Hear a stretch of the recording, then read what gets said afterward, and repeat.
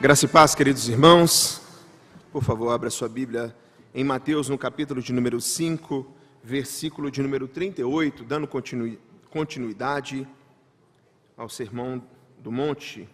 Temos estudado o Evangelho de Mateus e estamos agora dentro do Sermão do Monte, onde o Senhor Jesus tem feito, nesses últimos sermões, que a gente tem ministrado, algumas correções de interpretação, e hoje nós estamos diante de uma também importantíssima para nós. Evangelho de Mateus, no capítulo de número 5, o versículo é o versículo de número 38 até o 42, onde o nosso Senhor trata a respeito da vingança. Mateus, no capítulo de número 5, no versículo de número 38, diz assim a palavra do Senhor: Ouviste que foi dito, olho por olho, dente por dente. Eu, porém, vos digo, não resistais ao perverso, mas a qualquer que te ferir na face direita, volta-lhe também a outra. E ao que quer demandar contigo e tirar-te a túnica, deixe-lhe também a capa.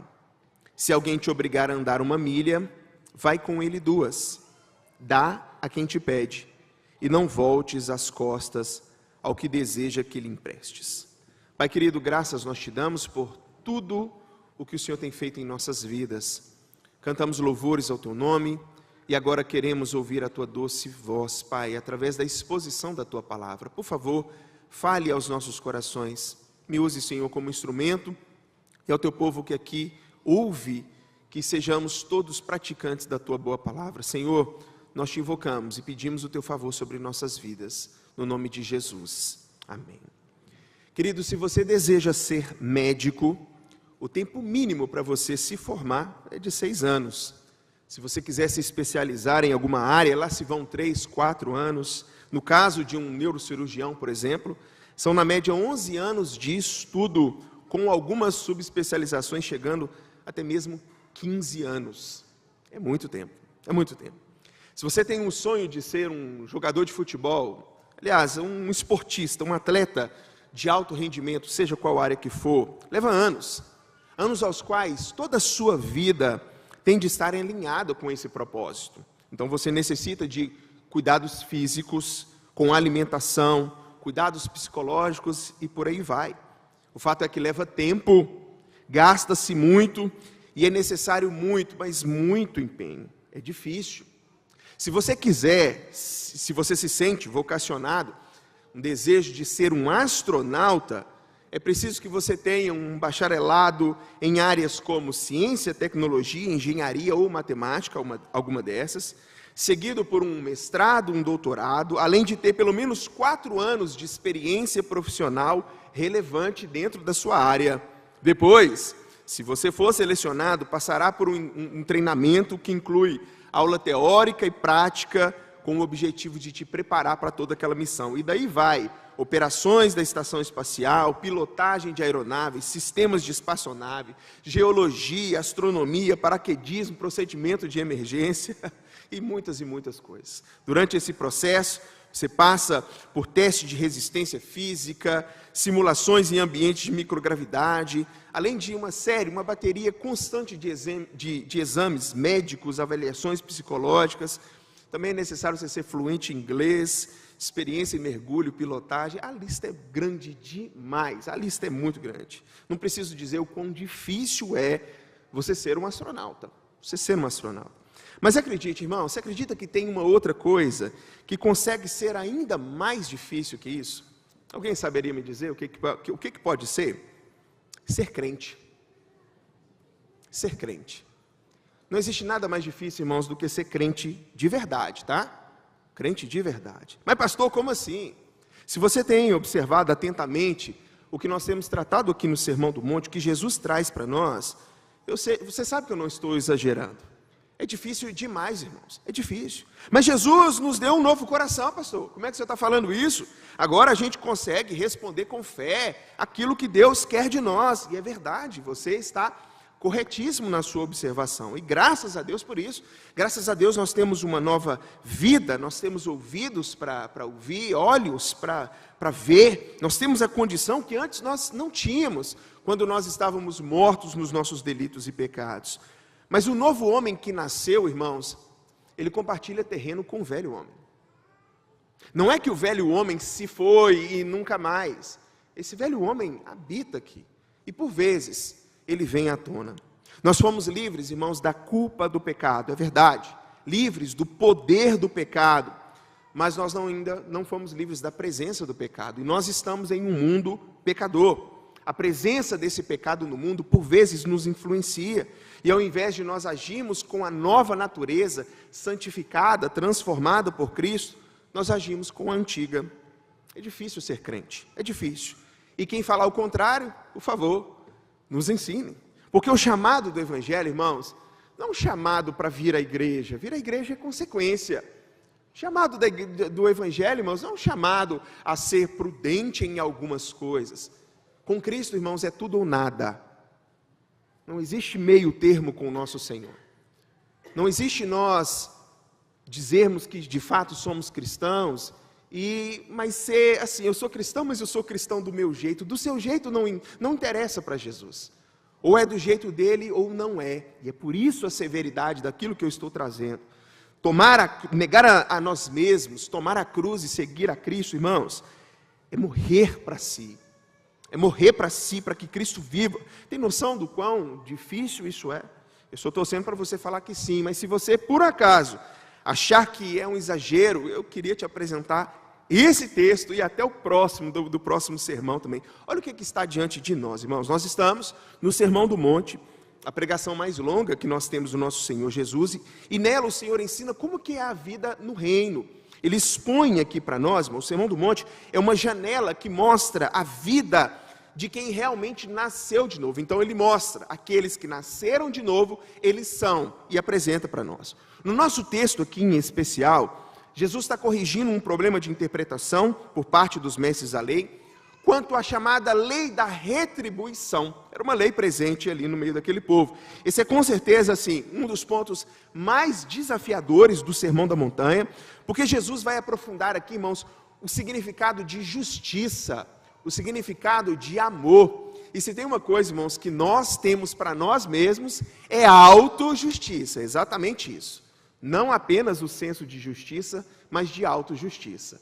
Então, por exemplo, depende muito de quem sofre, depende muito de com quem que a gente está falando. Porque se falar comigo é uma coisa, mas às vezes falar com meu irmão não é tão complicado assim. Esse texto, de fato, é complicado. Jesus usa 4 ilustrações para mostrar o quão diferente é a resposta do cristão às ofensas que ele sofre. São imagens aqui, irmãos, vívidas e retiradas das situações da vida de maneira geral. Cada ilustração apresenta uma pessoa que tenta nos ferir, que tenta nos prejudicar de alguma maneira, tá bom? E é o que nós vamos ver aqui, eu quero que você acompanhe comigo. Facilmente nós podemos cair em alguma delas, e por isso nós vamos observar e ver o que o Senhor traz para nós. Versículo 38 diz: ouviste que foi dito, olho por olho, dente por dente. Do que o Senhor Jesus está falando aqui? Primeiro, ouviste que foi dito, ele está vindo numa série de correções de interpretação, que não era correções à palavra de Deus, era correções a interpretações sobre a palavra de Deus, principalmente porque já havia entrado uma tradição aqui para muitas dessas coisas, e muitas interpretações equivocadas estavam havendo a respeito desses temas. Então, ouviste o que foi dito. Aqui não tem erro nenhum. Olho por olho, dente por dente. Jesus está aqui, irmão, citando a chamada lei de Talião. Essa lei regia a ordem civil em Israel. Não só em Israel, a gente tem relato dela, da presença dessa lei de Talião, até mesmo dentro do Código de Hammurabi, que é o mais antigo que se tem. Então, o que era propriamente essa lei aqui? Ela era uma lei, irmãos, onde você tinha uma justa punição, uma punição proporcional ao crime que tinha sido cometido, tá? Consequentemente, ela era justa àquele que faz o mal. Isso aqui é bíblico. O Senhor havia dado essa ordem ao povo de Israel. Em Êxodo 21, 24 e 25, o Senhor vai dizer: olho por olho, dente por dente, mão por mão, pé por pé, queimadura por queimadura, ferida por ferida, golpe por golpe. Como que era essa lei de Talião na prática? A prática era o seguinte: se de repente você me fez algum mal e feriu a minha mão, você pagará com a sua mão também. Assim como você fez comigo, tal. É por isso que é lei de talião, ou lei de tal, tá? Que é assim, tal isso, tal aquilo. Então, como aconteceu comigo, como aconteceu com o outro, acontecerá com aquele que fez o mal. Essa lei, irmãos, ela tinha um objetivo que era limitar a vingança. Limitar a vingança. Fazer com que a vingança não fosse exagerada. Então, eu vou te dar um exemplo. O camarada foi lá e roubou 10 camelos. Aproveitou a noite e roubou 10 camelos do outro. Ele vai pagar 10 camelos. Ele não vai pagar com a vida, ele não vai pagar com qualquer outra coisa. Brigou na rua, quebrou o braço, ele paga com o braço. Ele não paga com o braço, com a perna, com o filho, com a esposa, porque o mal sempre é escalonado, irmãos. Se você fez mal 1 para mim, eu vou fazer mal 2 para você, para que você aprenda qual que é o seu lugar. Então, a lei de talião, essa lei da retribuição, ela vinha com um objetivo, ela tinha um objetivo de fazer, irmãos, com que a vingança fosse limitada, para que não houvesse, para que um mal maior não fosse assim cometido. Alguns dizem, irmãos, que esse sistema era cruel demais. Não, Deus foi cruel demais de dar esse tipo de sistema ali no Antigo Testamento. Mas eu me pergunto, irmão, se é tão mal assim. Será que é tão mal assim alguém ser penas, né, que estão de acordo com a gravidade do crime? Será que é tão ruim assim? Eu fico pensando, por exemplo, no nosso país, né? Você luta para poder comprar o carro, aí você vai lá com muito custo, você compra, o bandido vem, te rouba, some com o carro, desmancha, fica por isso mesmo. Aí de repente ele é preso. Vamos deixar esse camarada aqui na prisão, para que ele pense bem no que ele fez, né? E enquanto isso, daqui a um tempo, se ele for bonzinho, ele sai mais cedo da prisão e dívida com a sociedade paga.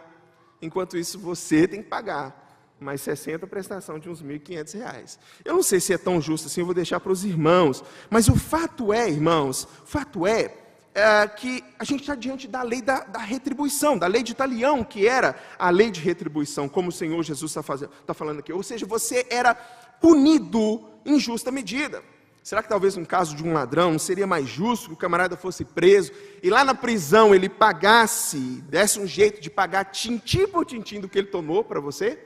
Na lei de talião era dessa maneira. Era uma punição, mas era uma punição justa. Isso preservava, irmãos, a ordem, quanto cuidava também para que um crime maior não fosse cometido. Até o lado do bandido era levado em consideração aqui. Ele não iria pagar mais do que aquilo que ele deveria. Observação, irmãos, não era uma aplicação da pessoa para com o outro. Isso daqui, quem aplicava essa lei eram os tribunais civis, tá? Não era o ofendido contra o ofensor, mas os juízes que aplicavam essa pena. O problema é que, com o passar do tempo e a tradição entrando, os fariseus, irmãos, estavam usando dessa lei para vingança pessoal. Então, eles estavam sendo agentes na condenação, na aplicação dessa lei, e usando ela para vingança pessoal. E desde o Antigo Testamento, Deus havia deixado claro que não era para poder fazer isso. Vingança não é algo que pertence ao crente.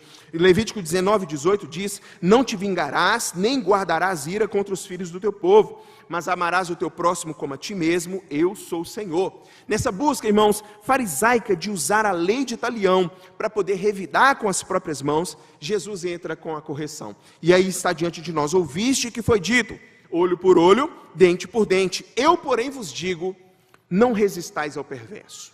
Como assim, pastor, não resistir ao perverso? Jesus, irmãos, simplesmente eleva o padrão daquilo que se esperava. Jesus não está revogando a justiça de jeito nenhum. A justiça legal, ela tem que acontecer. Ela tem que acontecer. Jesus não está falando para que não aconteça nada. O que ele está desafiando aqui, irmãos, é justamente essa vingança pessoal. Porque o que o Senhor faz, irmãos, Ele nos chama a superar esse ciclo destrutivo que existe da retaliação. Porque ele existe, irmãos, onde a agressão, ela é respondida com o quê? Com mais agressão. A agressão, ela é respondida com mais agressão. E Jesus diz, não assim. Resista ao perverso. O princípio para nós é claro. Em vez de você reagir com igual maldade, nós, irmãos, que temos Cristo habitando no nosso coração, nós somos chamados a quebrar o ciclo. A fazer justamente o contrário. E não se trata, mas aí o senhor está falando que para eu ser passivo. Não se trata de passividade, irmãos, mas é uma recusa da nossa parte de participar dessa escalada da violência, onde se eu tomei um, eu dou 2, falou alto comigo, eu falo mais alto ainda. E o Senhor fala assim, não para quem nasceu de novo. Porque comigo é assim, tem que andar na linha, não andou na linha, não para quem nasceu de novo. Se me ferir, vai tomar, não para quem nasceu de novo. Obviamente isso não é para qualquer circunstância. Jesus não está nos chamando a passividade, ok? Não está nos chamando a ser pacifistas. Pacificador, a gente já falou. Pacificador não é um pacifista. O pacificador é alguém que promove, é alguém que está em busca de paz. Mas, irmãos, em busca de paz, eu vou contra quem vai contra a minha família. Em busca de paz e em busca de justiça, nós nos levantamos, irmãos, para a promoção dessa justiça. Ou seja, não é ser pacifista. E eu cito isso porque, tanto na história da igreja, quanto às vezes até no nosso tempo, existem aqueles irmãos que ferir um lado, vai dar o outro. A gente vai falar sobre isso. Não é literal, não é para qualquer assunto, mas nós somos chamados, irmãos, de quando se trata de questões de vingança pessoal, nós simplesmente reagimos de maneira diferente. O Senhor traz para nós 4 exemplos de amor radical para nós cumprirmos. Primeiro, é exatamente esse que eu estou falando com os irmãos, de oferecer a outra face. O versículo 39, na parte B, diz, mas a qualquer que te ferir na face direita, volta-lhe também a outra. A qualquer que te ferir a face direita, volta-lhe também a outra. No mundo de Jesus, irmãos, um tapa na face direita, eu quero que você tente imaginar, principalmente se você é destro, que é a maioria das pessoas. Então está aqui a minha mão destra, e eu vou te dar um tapa na sua face direita, ok? Eu, face direita aqui, não tem como, aqui eu bato na esquerda. Então Jesus está falando, irmãos, aquele tapa que vem com a parte de dentro da mão. E esse tapa, irmãos, era um tapa muito específico, porque era um tapa de insulto. É um insulto. E esse insulto, irmãos, ele era o mais baixo dos insultos que os irmãos possam imaginar. Então é para causar vergonha, é para causar humilhação. E ele era destinado para escravos e para inferiores. Então você batia com as costas da sua mão. Esse tapa insultante não era primariamente, irmãos, uma agressão física para ferir, mas um profundo insulto para humilhar. E qual que é a resposta que se espera de quem foi humilhado? Assim, imagina você, né, com seu sangue que você conhece, alguém chega e dá um tapa assim na sua face. Antes desse um soco, né, mas deu um tapa aqui assim. O intuito é de humilhação, é de insulto. O que se espera é que a gente revide com raiva, que a gente revide iniciando uma briga ali sangrenta. Talvez, aí vem Jesus dizendo que não é assim, que não é desse jeito. Oferecer a outra face, fique claro, não é nós nos submetermos, irmãos, à humilhação, mas é nós desarmarmos o ofensor, porque nós não pagamos na mesma moeda. Nós não pagamos na mesma moeda. É dizer ao agressor assim, olha, eu me recuso a entrar no seu jogo de ódio. Porque a reação que se espera é de justamente explodir um, explode 2, e às vezes explode mais, sempre escalonando, sempre piorando aquilo que foi levantado. Mas aí vem o Senhor e mostra para nós, irmãos, que nós devemos resistir a esse perverso. Dar essa outra face. Essa atitude transforma aquele que é vítima, aquele que foi ferido, irmãos, não em um agente passivo, mas em um agente ativo. Por quê? Porque ele desarma o ódio pela bondade. O que o ofensor queria era a guerra, mas você que tem Cristo no coração oferece a paz. Ele quer brigar, ele quer luta, mas você não quer isso. Você quer a paz do Senhor, que só o Senhor pode dar. Jesus está falando, irmãos, sobre não retalhar, sobre não pagar na mesma moeda, sobre não se vingar. Ele não está pedindo passividade diante da injustiça, mas ele está mostrando para nós, irmãos, que existe uma maneira diferente de nós reagirmos. Que o cristão, ele possui essa diferença. O discípulo de Cristo, irmãos, ele não precisa revidar, porque ele confia na justiça de Deus. Dar a outra face é não permitir que o mal determine quem você será. É isso. Quando você revida, o mal vence, irmãos, e ele vence 2 vezes, porque ele vence na ação e ele vence na reação. E Jesus diz, não entre vocês que são os meus servos. Não, mas quando você responde com paz, o mal ele perde o poder sobre você. Primeiro dos exemplos, então, que o nosso Senhor usa, oferecer a outra face. O segundo, o nosso Senhor fala a respeito da capa e a túnica, o versículo 40 que vai dizer. São 4 ilustrações, todas elas caminhando para o mesmo lugar. Versículo 40 diz: e ao que demandar contigo e tirar-te a túnica, deixa também a capa. Irmãos, aqui o Senhor está falando de algo drástico demais. Existia a túnica, que era a roupa de dentro, e existia a capa. No caso de um pobre podia ser levado à justiça, muito difícil, tá? Mas ele poderia ser levado à justiça e perder a sua roupa, a roupa de dentro como pagamento, a sua roupa de dentro. A capa, porém, irmãos, que é o que Jesus está usando para poder, né, se tomou a túnica, leva a capa também. Essa capa aqui era um manto que o cobria de noite. Só para você ter uma ideia aqui, ela era algo essencial e alienável de uma pessoa. Você não tomava a capa de uma pessoa. Tanto é que era lei em Israel, em Êxodo 22, 26 ali, vai mostrar que se essa capa foi retirada, até de noite essa capa precisava ser restituída. Por quê? Porque às vezes, principalmente para o pobre, era a única coisa que o protegia do frio, era a única coisa. Então era um bem alienável. E o Senhor Jesus vira e fala assim: se te toma a túnica, se te toma a roupa de dentro, dá também a capa. Seja disposto a dar a capa também. Isso aqui foi um choque na audiência, eu tenho certeza. E em face de um processo injusto, que visa tirar a túnica, ou seja, tirar a roupa do próprio corpo, Jesus diz para abrir mão até da capa. Claro que tem um princípio para nós aqui. O princípio, irmãos, é que o crente precisa estar pronto a abrir mão, até mesmo daquilo que ele considera como um direito garantido por lei, quando o que está em jogo é o amor. Quando o que está em jogo é o amor. Em outro contexto, Paulo discorre mais sobre esse princípio quando ele insiste que os seguidores de Jesus, irmãos, eles devem preferir serem injustiçados a ter que entrar em um litígio contra um outro irmão da mesma fé. O fato é que o crente, irmãos, ele não é brigão. O crente, ele está disposto a, se necessário, e não é todo o caso, e é por isso que esse assunto aqui, irmãos, não é um assunto não é assim. Entra dentro de algo na teologia que nós chamamos de área cinzenta. Então, não é aplicável a qualquer contexto. Existe contexto, irmãos, onde nós não nos manifestarmos com justiça é ser participantes daquilo que é mal. Mas quando se trata de questões pessoais, de questões que envolvem a nossa fé, quando a nossa fé está em jogo, quando se trata de irmãos em Cristo, quando esse ambiente, o crente ele não é brigão, ele está disposto abrir mão dos seus direitos para honrar o Senhor, para poder fugir de brigas, para não se colocar em lugar de desonra. Ele confia no Deus da paz. Meu irmão, é assim? Então amém. Ele sabe que não é, mas em nome da paz, da paz. Jesus está dizendo, irmãos, que se for preciso abrir mão até da sua capa, abra, porque a comunhão é mais valiosa que o direito.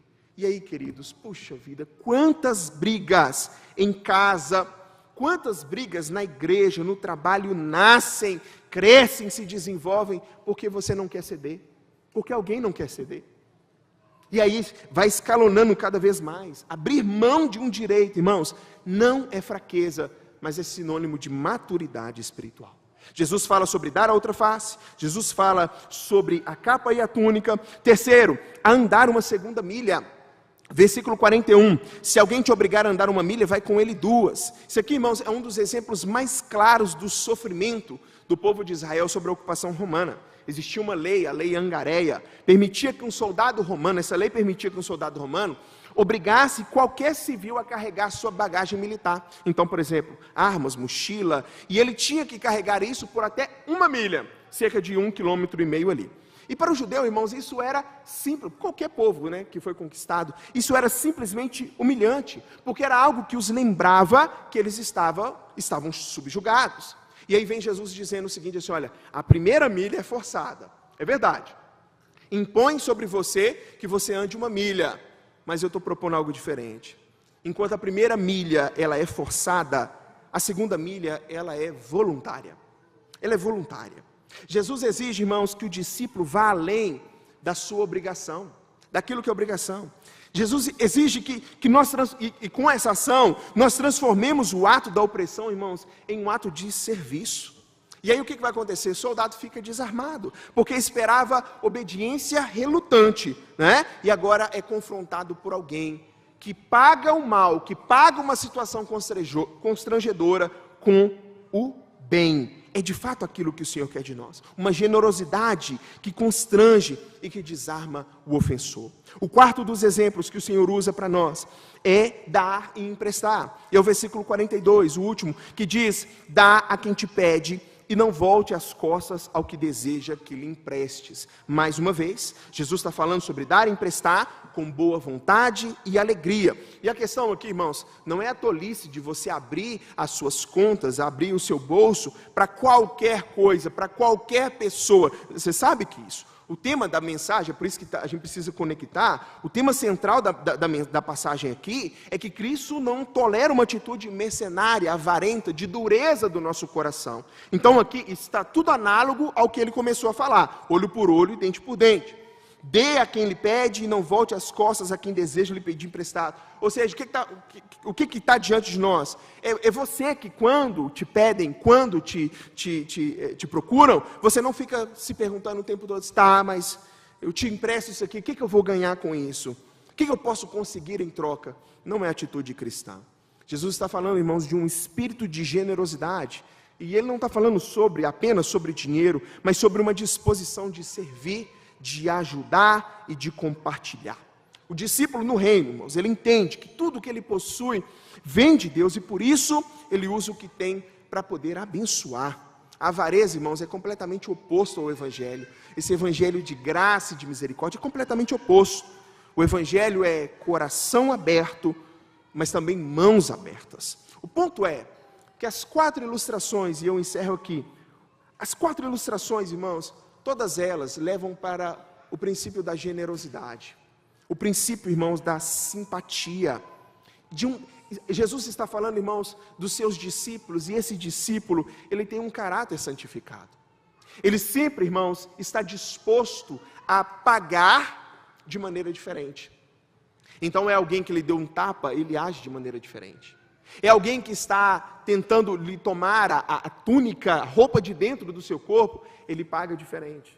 É alguém que está agindo ali e fazendo com que ele ande uma milha, ele age de maneira diferente. Alguém que pede e não pede, ele age diferente, porque normalmente a gente vira as costas. O cristão, ele tem uma postura diferente. O ensino de Jesus, irmãos, parece ensinar para nós que sofrer pela maldade de alguém é melhor do que entrar em guerra, do que entrar em litígio, quando o reino, quando as coisas do Senhor estão em jogo. Permita-me concluir, irmãos. John Stott diz, e é verdade, que tem crente que detesta essa passagem, detesta o Sermão do Monte, porque, irmãos, faz parecer com que nós sejamos capachos. O crente é o capacho, o crente é uma pessoa fraca, mas, irmãos, Jesus não está defendendo fraqueza, Jesus está defendendo força, porque é preciso de uma força imensurável, irmãos, para agir com amor em relação àqueles que nos feriram. Você não é fraco quando você paga o mal com bem. É aí que você mostra aquele que habita em você, aquele que de fato te chamou das trevas para a luz. Você não é fraco, irmãos, quando te ofendem e você paga com misericórdia, você paga com palavras gentis. Você não é frouxo, mas o que vão pensar de mim? Meus irmãos, é isso o evangelho. Você já morreu, não é o que você pensa, o que os outros pensam, mas aquilo que Cristo pensa de nós. O crente que ama o Senhor Jesus e quer viver de acordo com as suas palavras, quer viver de acordo com a sua lei, com a sua vontade, que é boa, perfeita e agradável, ele não vinga, ele não retalha, ele não paga o mal com mal, mas ele vence o mal com bem. Nós temos exemplo, pastor? Claro. O principal deles, irmãos, é o autor da nossa fé, Jesus Cristo, nosso Senhor. Jesus, irmãos, não apenas ensinou sobre isso, Jesus viveu isso. Não há nada, irmãos, que o Senhor não tenha ensinado que Ele não tenha vivido. E não há maior exemplo, irmãos, daquele que foi insultado, daquele que foi rasgado, cuspido, estapeado, daquele que foi ferido e ainda foi capaz de dizer: Pai, perdoa-lhes porque não sabem o que fazem.